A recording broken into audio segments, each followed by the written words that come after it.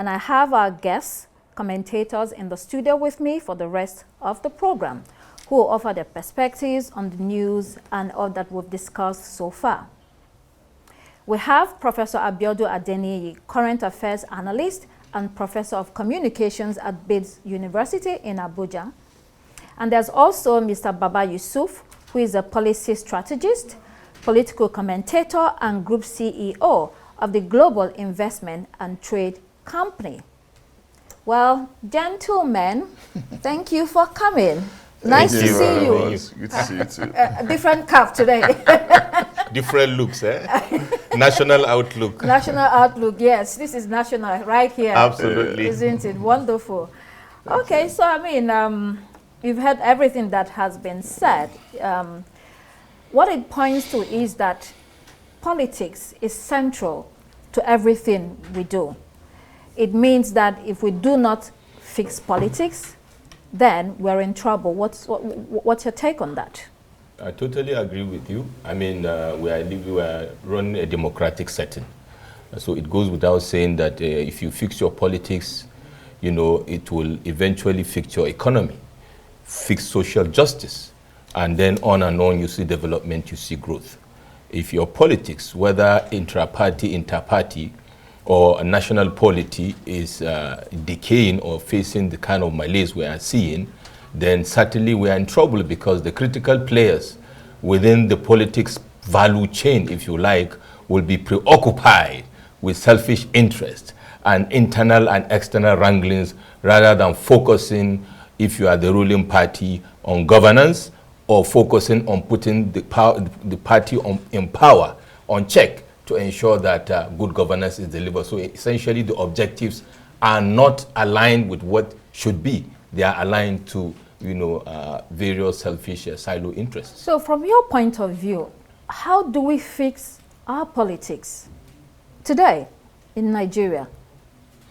Well, it goes back to, we have to go back to the fundamentals, but I will dare say that, Constance, it has to be an evolving process. Let's step a little bit back to 1999 to date and do a little bit of soul searching, Constance. We came back into the democratic setting in 1999. And so far we have had successive cycles of elections that have been successful, in the sense that we've had no interregnum of the military. We have had high level of, you know, fundamental rights of people to express themselves to a certain extent and to engage government. And 2023 became a watershed for me, because the political consciousness of Nigerians increased to a level that I dare say politicians now know that going forward, politics will not be business as usual. So I believe that we are evolving as a polity. Could it have been better? Yes.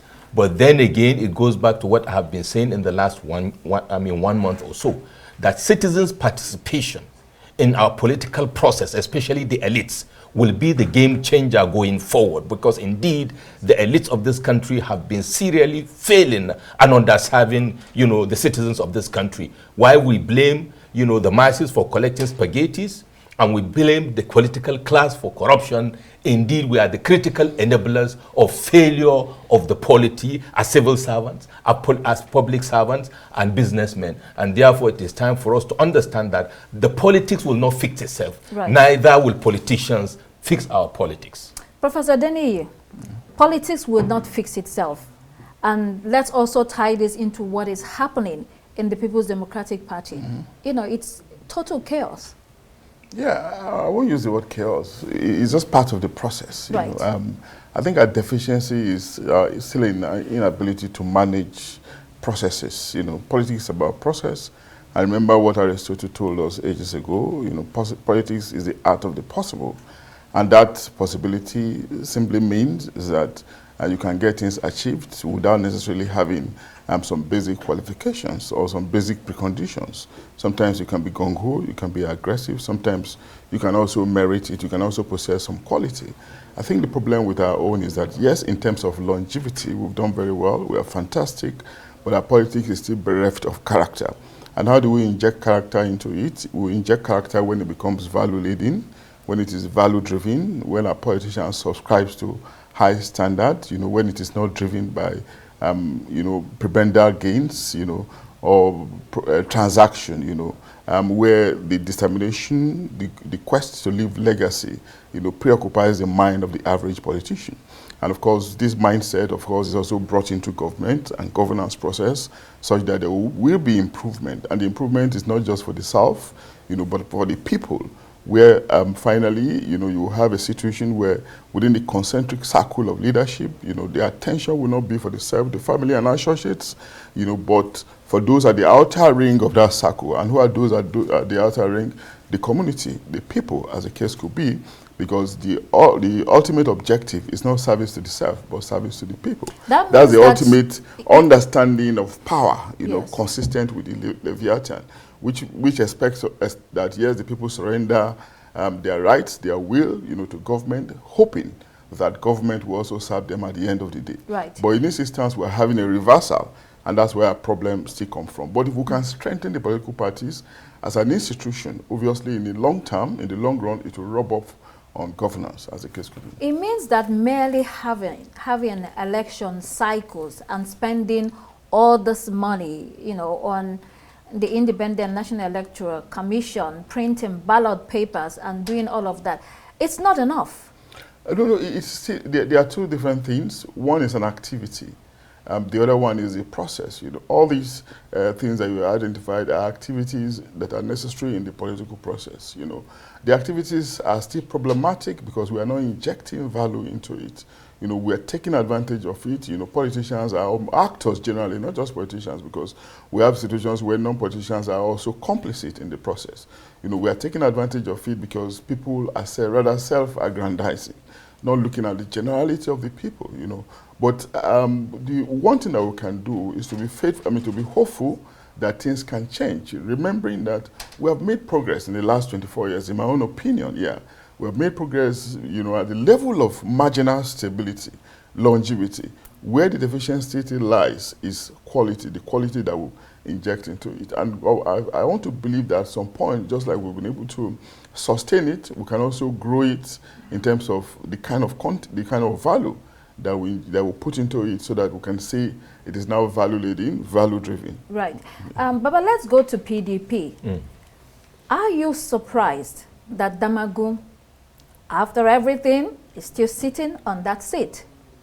I'm not surprised to give a bit of a background because, you know, by the way, let us not forget that all the major political parties in Nigeria are facing internal wranglings. Yes.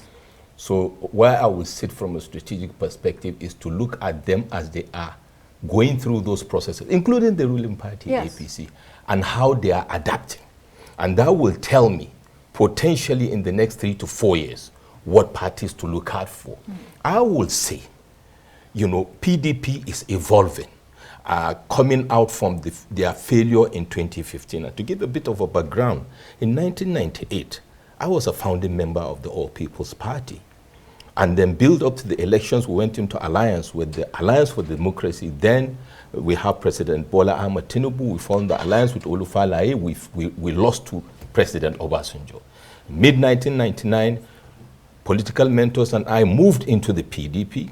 Interestingly, with Nostalgia, I remember how we played key role in the ouster of Chief Barnabas Gamadi and the emergence of Chief Audu Ogbe. Interestingly, with Chief Vincent Ugbulafo of blessed memory, with whom we moved into the PDP in 1999.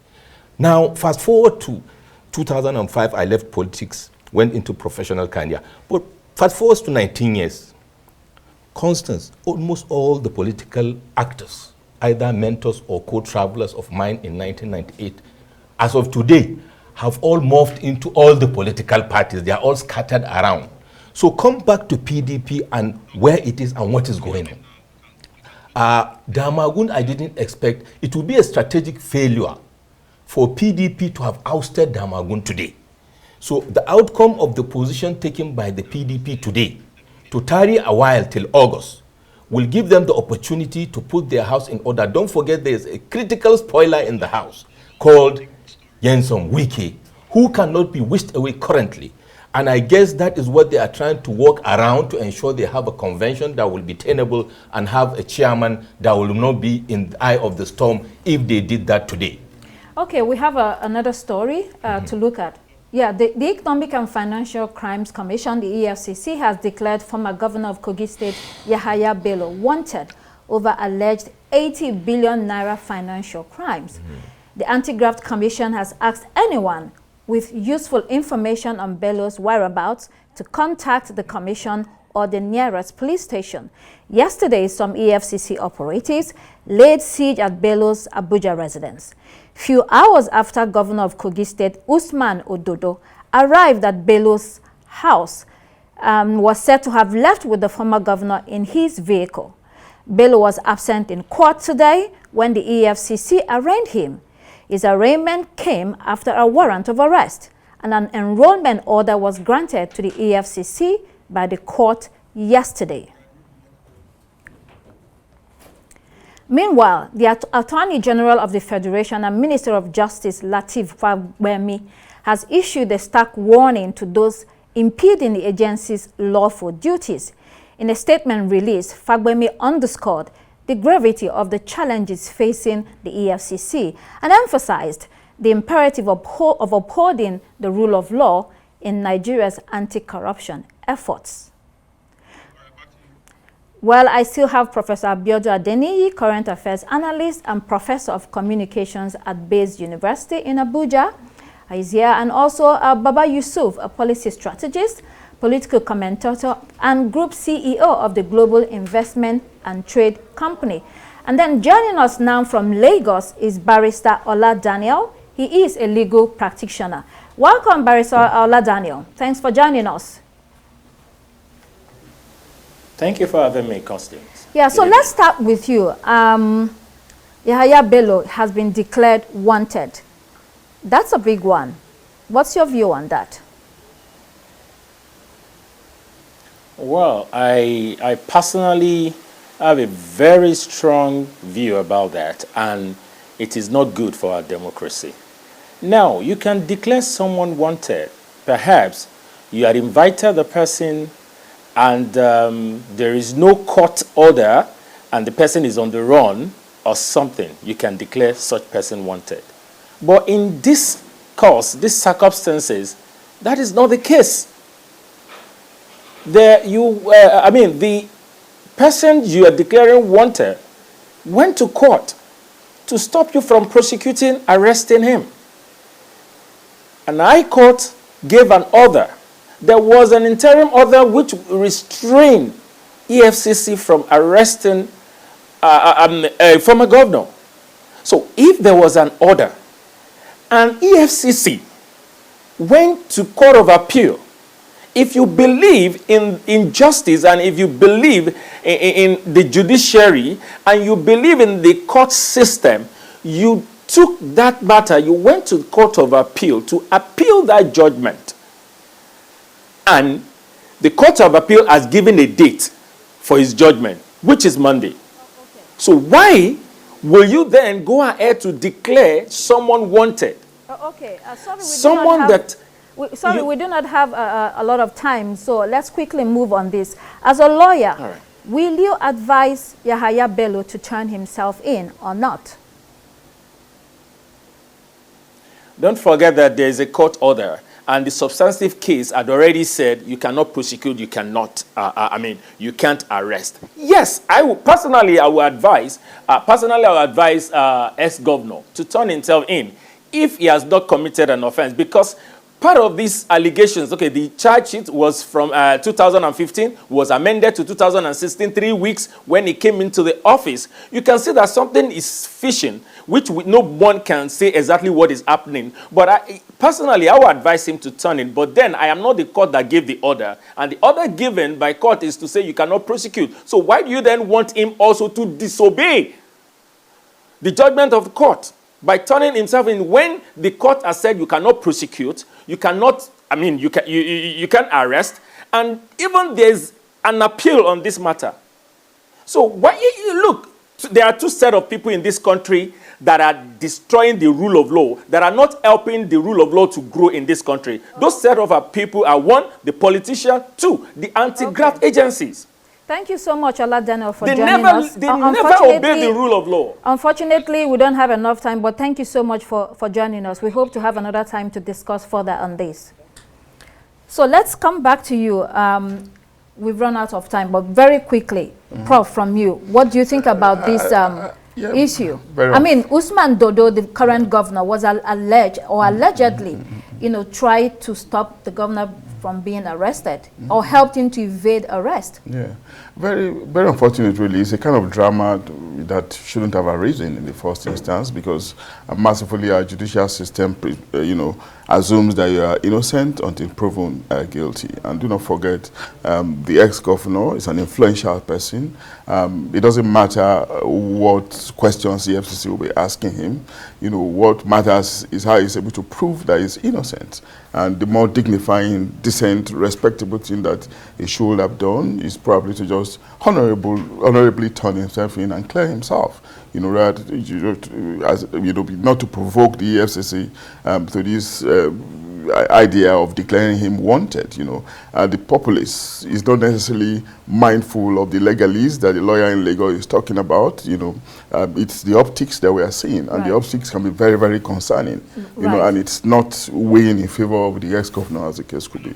What to do in the circumstances is just to honorably turn himself in and clear his name. Two conflicting court orders. He has one, the FCC has one. So this is again the judiciary in view. Quickly, please. Yeah, I would like us to talk about judiciary. It's a big issue and a snag in our politics. But to speak about former Governor Yahaya Bello, I think basically, if I remember what happened to former Governor Rochas Okorocha, the advice for him is to do the honorable thing, because at the end of the day, you cannot mock at the state. Whether or not the EFCC is doing the right thing is another conversation. Bottom line, he's a wanted man, he's a former governor, he's a father figure, he's a leader. Let him do the honorable thing and clear his name. Thank you so much, gentlemen, for joining us. Thank you. Well, that's it for this edition of Arise Prime Time. Do join us again tomorrow. From me and the entire team here in Abuja, it's goodbye and thank you for watching.